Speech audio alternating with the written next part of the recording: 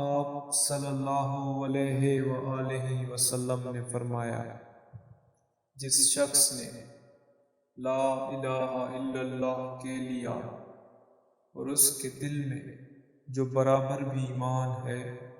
تو وہ ایک نہ ایک دن دوزخ سے ضرور نکلے گا،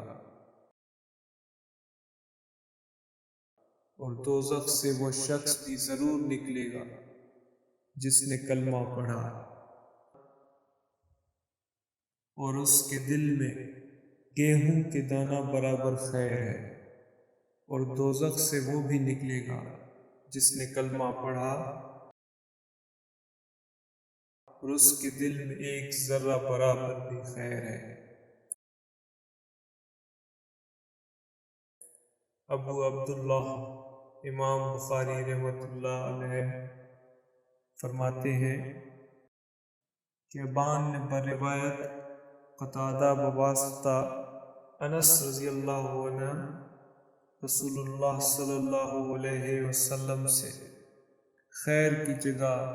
ایمان کا لفظ نقل کیا ہے۔